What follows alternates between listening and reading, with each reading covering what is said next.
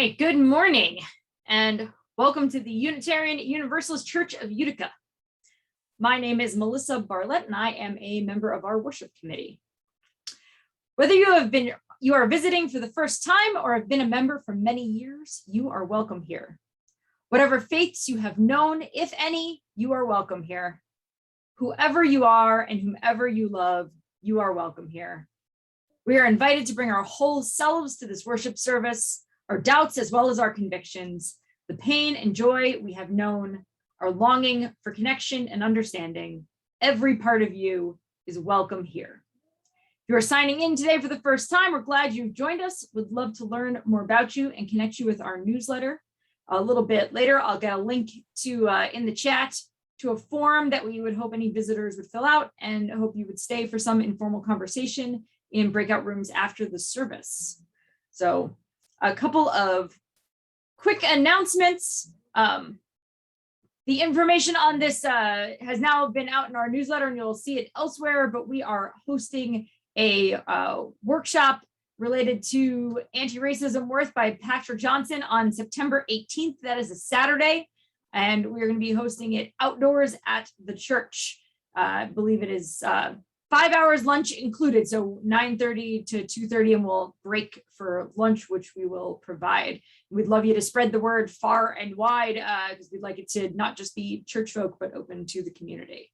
So I talked to Patrick about it this week. We're very excited. And then also with that and with some of our outdoor services and with the surge of Delta, the reopening team is going to recommend that even at our outdoor events, if we are in close contact, so talking to each other nearby, that we start wearing masks. So we'll be asking you to bring and wear those at some of our outdoor events. We are looking at having next week's service both outdoors and streamed, assuming the weather continues to cooperate with me. So hopefully that will work out. All right, I think that's all of my announcements. So let me introduce our speakers you will be hearing from later. So later today, we have with us two women that I have the pleasure of knowing and working with by way of the Women's Committee of NYSUT, the New York State United Teachers Union. So let me tell you a little bit about them. Sandie Carner-Shafran is a recently retired teaching assistant in the special education programs for the Washington, Saratoga, Warren, Hamilton, Essex BOCES for over 38 years. She's currently an at-large director serving on the executive board at NYSUT and serves on the executive board as labor ambassador for the Saratoga Adirondack BOCES Employees Association Local 10190. She's second vice president of the NYSUT Retiree Council 10. She's president of the Saratoga Central Labor Council and policy board member of the Greater Capital Region Teachers Center. She helps develop and conduct workshops as an SRP professional development program trainer through NYSUT's Education and Learning Trust, and serves as coordinator for SRP programs for NYSUT's ELT program. Sandie also is a longtime steering committee member of NYSUT's Women's Committee, the Civil Human Rights Committee, and the LGBT Committee. And our other speaker, Leslie Rose, is a mom, a teacher, and a unionist, and she is proud of each of those titles. Leslie has been an elementary school teacher for 25 years in her local union, the Hewlett-Woodmere Faculty Association. She's political action chair, executive board member, building rep, solidarity committee person, and delegate to the NYSUT RA, our annual meeting. Leslie is co-chair of the NYSUT Women's Committee, recently completed training as an implicit bias trainer through NYSUT's Civil and Human Rights Committee, and is a NYSUT delegate for Long Island Federation of Labor. In 2021, Leslie became the at-large political action coordinator for NYSUT in Nassau County. In this position, she serves as a liaison between elected officials and the union. She also creates and enhances media in order to educate, organize, and mobilize union members on education and labor issues. Leslie wears many hats, but her efforts have a consistent focus, ensuring that people are treated fairly. So I look forward to hearing from both of these ladies later in our service, and I hope you do too. Let us open our hearts and minds to the experience of community and the wisdom of love. Our call to worship this morning, Invoking the Past, Present, and Future by Katie Romano Griffin. Come, let us enter the space of hope and community. Come, let us enter this space with our sorrows, our joys, our passion and compassion. Come, let us enter this space with the stories of our ancestors, for their strength and wisdom beats in our hearts. Come into this space, present to the beloved companions who move beside us. Come into this space, mindful that together we are building a future for other generations. Come into this space and let us worship. The words of our first hymn come from a poem by James Oppenheim, written in 1911, based on a speech by Helen Todd, a suffragist and workers' rights activist, who spoke these words in 1910. Woman is the mothering element in the world, and her vote will go toward helping forward the time when life's bread, which is home, shelter, and security, and the roses of life, music, education, nature, and books, shall be the heritage of every child that is born in the country, in the government of which she has a voice.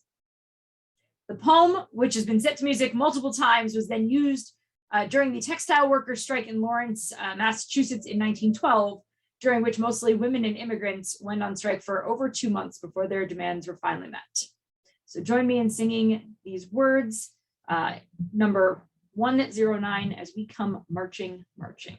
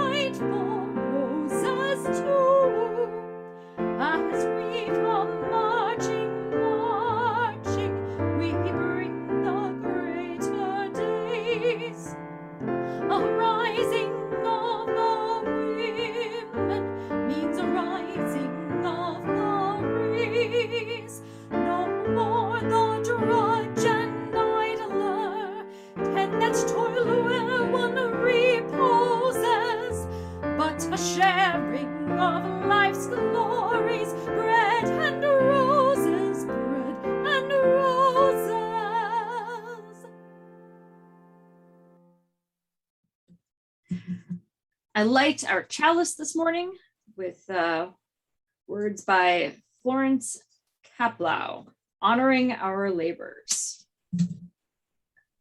In recognition of Labor Day, we light this flame to honor all work, including the work of our hands and our backs, in gratitude for all the labors that support our world and for all those who boldly continue the work of justice, equity, and peace. Now, I have a story I'm going to read. All right, our story is called Side by Side, Lado a Lado by Monica Brown and illustrated by Joe Cepeda. It's in both English and Spanish, but I'm going to read mostly the English part. So it is the story of Dolores Huerta and Cesar Chavez.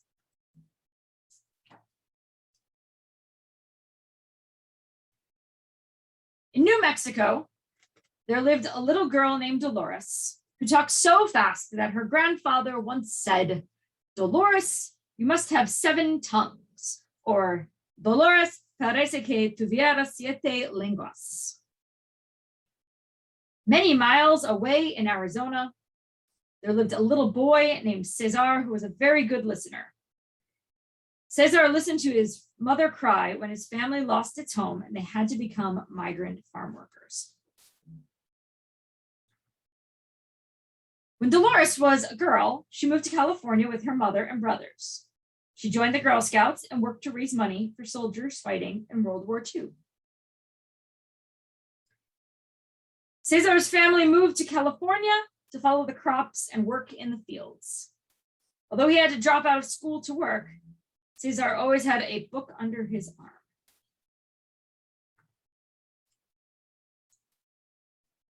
From her mother, Dolores learned to think of others.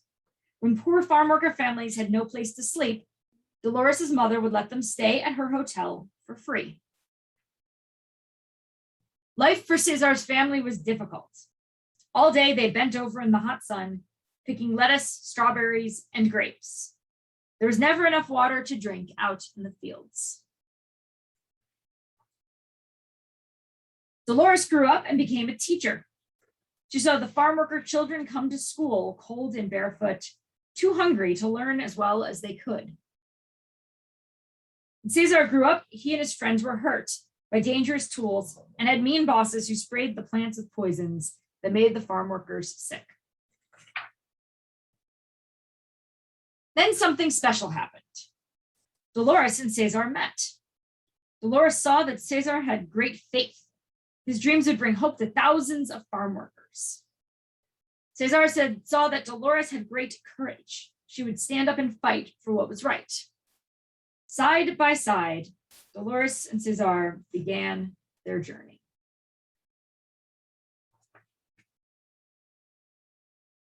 Here's a picture of them. Dolores and Cesar drove from town to town, standing on the back of flatbed trucks and inviting farm workers to join La Causa, the cause for justice. Together, they demanded better living and working conditions for the farm workers. Cesar and Dolores asked people to stop buying grapes from California because the poisons the growers used there were making the workers sick. People listened and the grapes rotted on the vines. The farm workers won. They got a safer place to work, and the grapes became safer for people to eat. Cesar led men, women, and children on a 340-mile march to demand that workers get paid enough to live on. They arrived in Sacramento, California on April 10th, Dolores' birthday. Dolores gave an amazing speech and the people were heard. The growers signed a contract with the workers, giving them better pay for their hard work. It was time for the farm workers to share in the harvest. Though they each had a large family, little food, and no money, when Dolores and Cesar sat down at Cesar's kitchen table, they always looked for ways to make the world a better place. If we don't help the farm workers, Cesar asked Dolores, who will?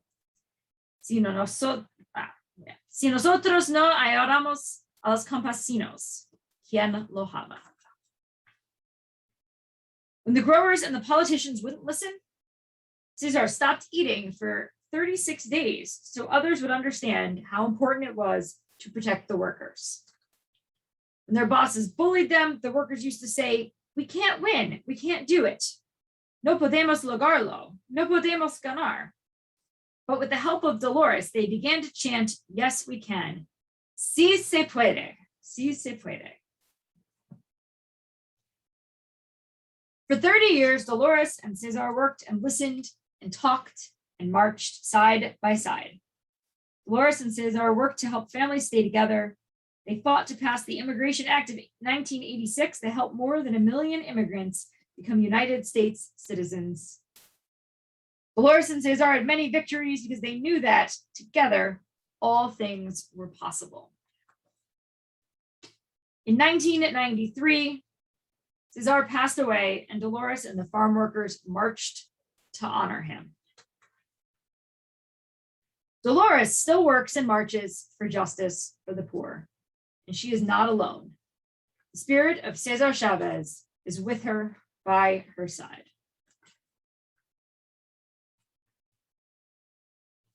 And that is our story, side by side, lado a lado, story of Dolores Huerta and Cesar Chavez. All right, and so now I am pleased to be able to introduce our speakers for this morning. And I was told I get to pick who goes first. I think I will go ahead and put Sandie on the spot. So Sandie, you're up.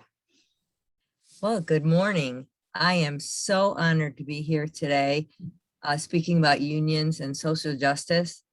Just hearing the beginning of the service and the music and the story, I feel like I'm at home, and that's a wonderful feeling. I will begin my story of why my union and social justice is important to me, my family, my community, and the entire world. I was married for 22 years. I have 3 sons, a stepson, and a union job as a teacher aide working with students with special needs. My marriage eventually fell apart. It was a lot of factors, but suddenly I was alone with 3 young boys to feed and comfort. I was embarrassed, scared, and had very little money. I was motivated to keep my job as I had union negotiated family health benefits, which was huge. And I felt I was making a difference in the lives of the children that I worked with. Fact is, I wasn't making enough money to feed us or pay for anything extra. I became interested in the conversation one day at lunch regarding the union's plans to get us higher wages. My union president asked me to be on the negotiation team. First of all, I didn't know what that was, but my world got brighter. Hope was growing. And when we were done, after a long fight, we got a raise of 22% when we settled. Well, needless to say, I became a huge union supporter and began learning all I could about what the union is, what it does, and what it stands for. I was asked to attend a conference at Cornell University Labor School, and then many opportunities for me to learn and grow came about. Our lives got easier as the years went by, and the boys grew up, high school, college, and beyond. Life takes a turn, and it's all roses sometimes at first, but then it can become dark. I met a man who was charming and loving. It wasn't long before I was in over my head in an abusive relationship. I became a victim of domestic violence. I believe that God kept me deeply involved in my union because it was my only safe place. And I ended up in a women's shelter funded by United Way and with help with NYSUT. I was able to be safe there for 3 whole months. NYSUT, my union, doing what they believed in, provided me with my basic needs and lifted me up to learn how to cope with what had happened to me. They encouraged me to help others and to share my talents to make the shelter a home for others that came broken and hopeless. I look back and I'm proud that I was able to help, and how me helping someone else built confidence in myself. And I felt good about that. So many years later, I'm retired. I'm an officer of my local union, an executive board member of NYSUT, and also a president of the Saratoga Central Labor Council, and other hats, as you heard in my bio. Being involved in these organizations has been life-changing and rewarding. They continue to give me the avenue to make a difference in the lives of all children and families in my community and beyond. I'd like to read a little quote from the social justice page for NYSUT. NYSUT has a social justice agenda that promotes equal access to society's opportunities, thereby empowering people to have choices and control over their own destiny. This agenda stems from the belief that injustice and oppression in other communities and nations directly impacts members of the labor movement. The premise behind this agenda is that a socially just world affords individuals and groups fair treatment and an impartial share of society's benefits. This agenda holds that a fundamental responsibility of labor leaders, such as myself and my sister Leslie, as she comes on later, is to stand in solidarity and the oppressed and fight to ensure that every individual enjoys basic human rights. A social justice agenda is more than a token charity. It is a strategy that transforms individuals and communities. When you find your agenda, or I call it, my dad used to call it your purpose, you must work and make it all that it should be. Together with NYSUT Civil and Human Rights, Women's Committee, and the LGBTQI Committee, we continue to fight for workplace safety, racial and economic justice, and healthcare. My purpose, as the president of the Saratoga Labor Council, I must say a few words about how important the Protecting the Right to Organize Act is. It's also known in the news as the PRO Act. It's a vestige of Jim Crow right to work. It was created to segregate white workers from workers of color. It's long past time to get rid of right to work laws. And we can do that when the US Senate passes the PRO Act. The PRO Act will overturn right to work policies in every state in the nation, ensuring that workers can freely join together to form a union and negotiate with our employers. This Labor Day, we need to do more than simply celebrate America's workforce. We need to do everything we can to expand workers' rights. Workers must be able to become a member of a union, and this act will provide the ability without harming those that attempt to organize.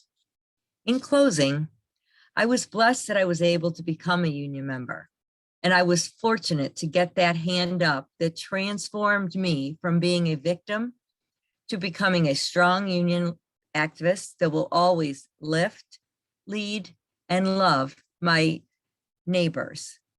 Thank you for all sharing this time and hearing about why unions, people of faith, and social justice are linked to form a better community and world. Thank you again.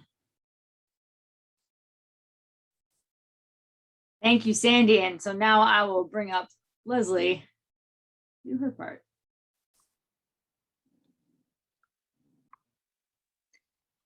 Thank you so much, Melissa. Beautiful job, Sandie. Thank you for including us in your Labor Day weekend service. As this is my first visit, I can't help but notice and appreciate the inclusive, loving, and warm welcome. Unity is what unions are all about. Serving your neighbor to uplift the community. Being in a union reminds people that you are part of something larger. The journey is one and the same. Workers' rights are human rights. My start with unions did not come early, as my family was not a union family. My first 15 years of teaching, I was a dues-paying member of NYSUT and of the Hewlett-Woodmere Faculty Association, but that was the extent of it. Those that came before us did a really good job paving that path. Things were pretty nice in the public education world, until they weren't. I understand that some NYSUT members are here in the audience who can also attest to what things were like for us.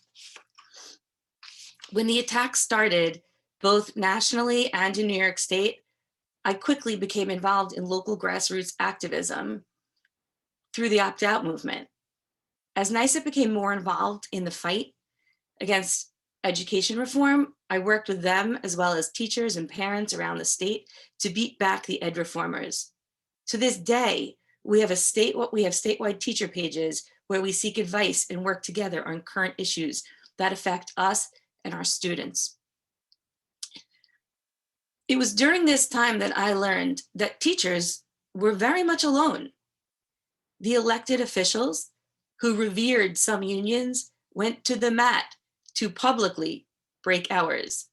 It seemed that they saw us separate from the labor movement, and that needed to change. I started to build relationships with local candidates. I helped educate them on public education issues. You see, we were fighting for public education as a whole, not just for ourselves. We still are fighting that fight, as public education is always under attack.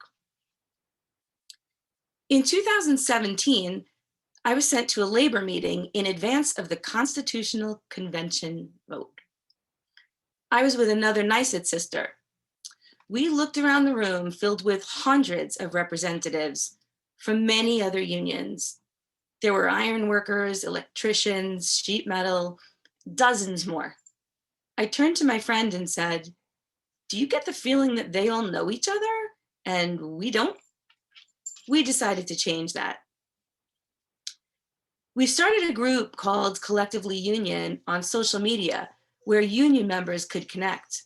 We began to build alliances. When the Teamsters went on strike at Claire Rose, we showed up. Many locals did, as those workers were on the line for 82 days. A support network grew from there. When UFCW was on the line, we joined.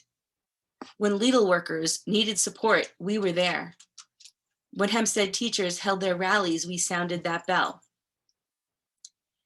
Sharing pictures on social media spreads awareness of the issues and also shows our unity. Melissa, can you show those pictures that I sent to you now?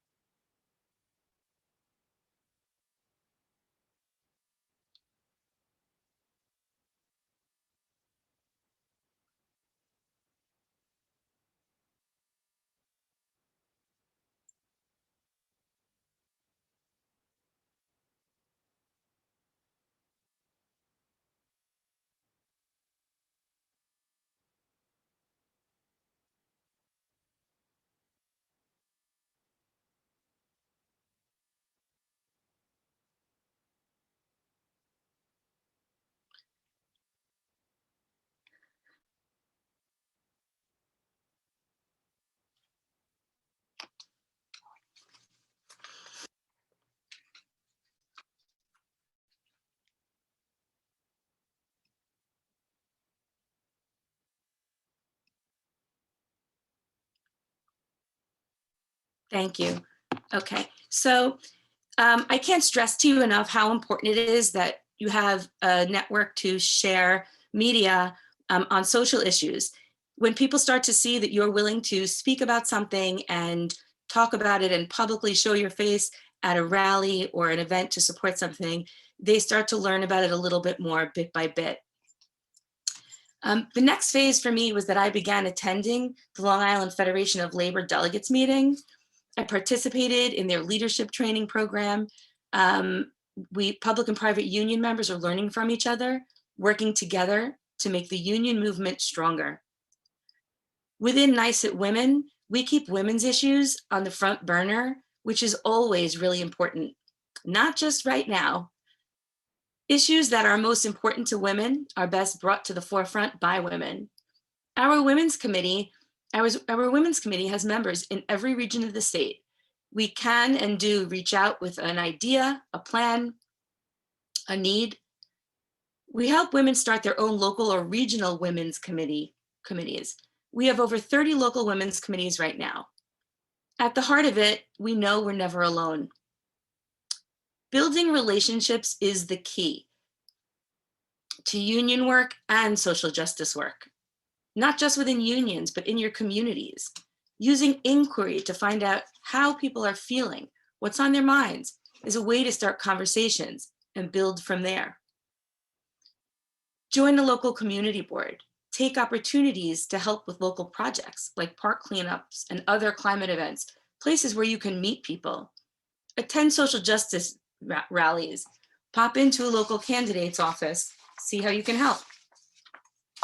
Having relationships in place enables us to be accessible when others need us or when we need them to get out there and support an issue. For me, little by little, our network grew. When things get crazy in the atmosphere, it's so much easier to get through when you have a strong bench. Remind people that they are never alone and that they are valued. Some people rarely hear that. Lift each other to build confidence and friendships. Tell people you're proud of them. Stand together to support social justice issues. There are so many leaders who came before us, but I will end on this note.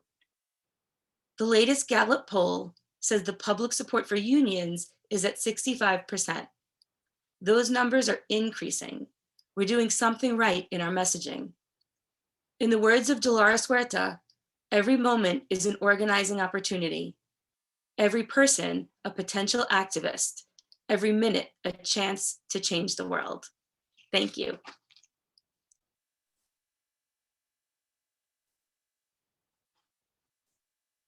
Fantastic. Thank you again, Leslie and Sandie, for your fantastic thoughts. And I want to shout out real quick to our NYSUT second vice president, Jolene DeBrango, who's a Utica native, who helped connect and put all of this together. And by the way, whose sister now owns the house next to our church.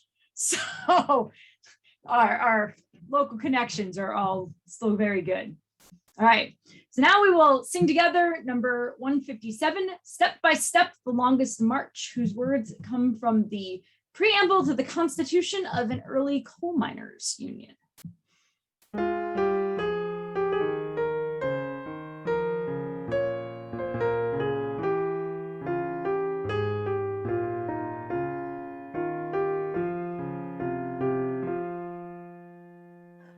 Step by step, the longest march can be won, can be won. Many stones can form and arch, singly none, singly none. And by union, what we will can be accomplished still. Drops of water turn a mill, singly none, singly none. Step by step, the longest march can be won, can be won. Many stones can form an arch, singly none, singly none. And by union, what we will can be accomplished still. Drops of water turn the mill, singly none, singly none.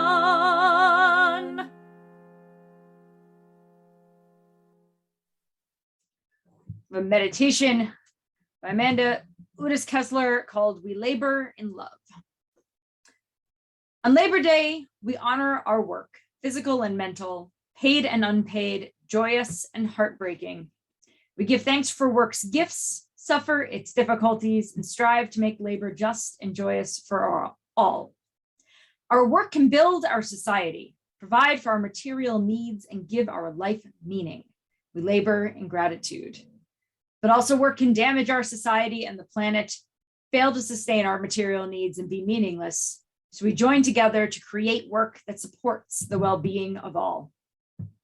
Our work can heal the world, help us understand who we are, and keep us safe. We labor in joy. But also work can harm the world, demean us, and expose us to danger. So we join together to create work that is safe and humane.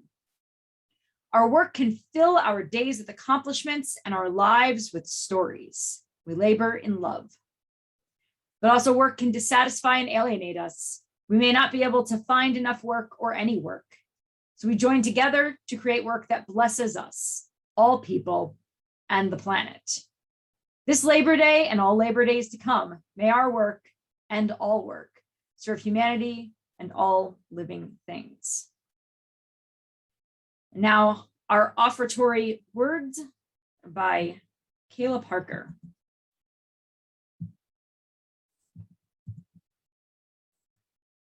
We know that our financial contributions to this congregation come from sacrifice and hard work. We are so grateful for this and commit together to ensure the funds we gather collectively do a greater good for ourselves and our world than they could have done alone. May there be an offering to sustain and grow the life and mission of this congregation. May we give in love and in hope. Open the gates and seize the day. Don't be afraid and don't delay. Nothing can break us, no one can make us give our rights away. Arise and seize the day. Now, extinguish our chalice flame with the words on the screen. Extinguish this flame, but not the light of truth, the warmth of community, or the fire of commitment. These we carry in our hearts until we meet again. And although Leslie borrowed my benediction words, I'm going to say them again because I think they're real good, by Laura Huerta. Every moment is an organizing opportunity. Every person a potential activist. Every minute a chance to change the world. And for our postlude, I got tired of making videos, so I'm gonna do it live. So, well, that's exciting.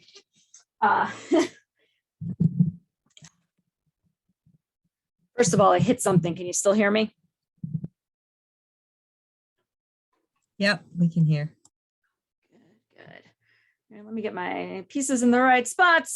See if I can strum this long enough. And if you know it and you want to join this party, I suppose feel free. We shall not be moved. We shall not be moved. That's like a tree standing by the water. We shall not be moved. On the road to freedom, we shall not be moved. On the road to freedom, we shall not be moved, just like a tree standing by the water. We shall not be moved.